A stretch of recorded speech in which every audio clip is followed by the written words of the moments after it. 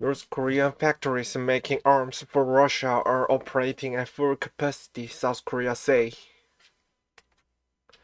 So South Korea CNN, North Korea's munitions factories are operating at full capacity to produce weapons and shells for Russia, according to South Korea's defense minister, as Moscow's devastating war in Ukraine glides into a third year. The latest estimate from South Korea offers fresh clues on the crucial but highly secretive role North Korea is playing to help resupply Moscow's war of attrition at a time when Ukraine's own need for vital military resupplies is being held up by predominantly Republican lawmakers in Washington. The weapons and military equipment, which include millions of rounds of artillery shells, is being delivered to Russia in exchange for shipment of food and other necessity, South Korean Defense Minister Shin Won-sik said Monday. Since August, Pyongyang has shipped about 6,700 containers to Russia, which could accommodate more than 3 million rounds of 152mm artillery shells or more than 500,000 rounds of 122mm multiple rocket launchers, according to Shin's ministry. North Korean leader Kim Jong-un visits the munitions factory at the undisclosed location on January 10, 2024. While North Korea's arms factories for non-Russian export operate at 30% capacity due to shortages of raw materials and electricity, the factories producing weapons and artillery shells for Russia are operating at full capacity, Shin said in a meeting with reporters. In exchange, food accounts for the largest portion of containers from Russia to North Korea, and the food supply situation in the isolated Asian nation seems to be stable, according to the Defense Ministry. In a fact sheet released Friday, the U.S. State Department said North Korea has delivered more than 10,000 containers of munitions or related materials to Russia since September. CNN has reached out to South Korea's defense ministry for comment on the U.S. estimate, but has not yet received a response.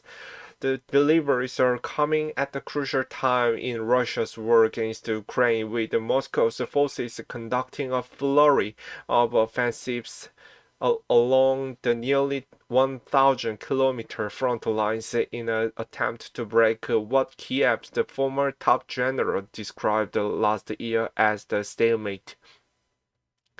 Russia is in need of fresh supplies of munitions and shells to sustain its attritional war after suffering heavy losses of men and equipment during more than 2 years of war.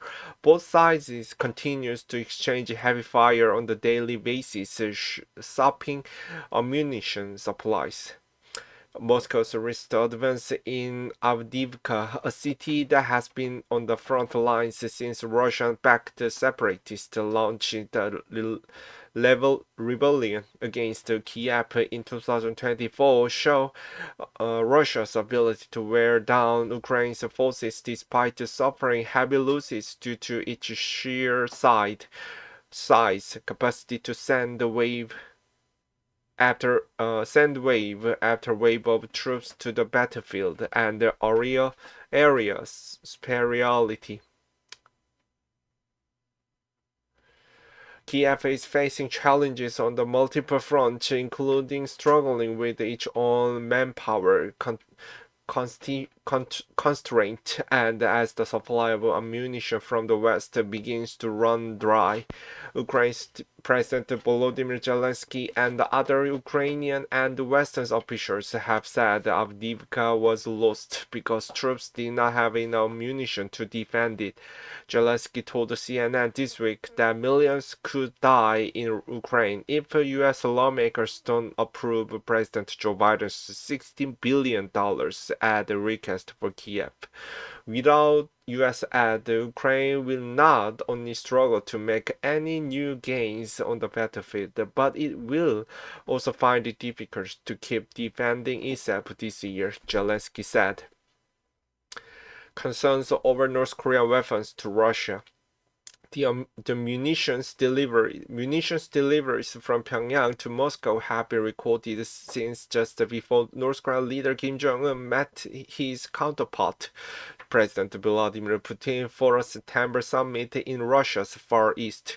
The meeting was the clear sign of closer relations between the two nations, as both countries face international isolation over Moscow's invasion of Ukraine and Pyongyang's nuclear weapons and ballistic missile program. North Korea, which has faced years of international sanctions over its nuclear weapons program, is short of everything from hard cash and food missile technology.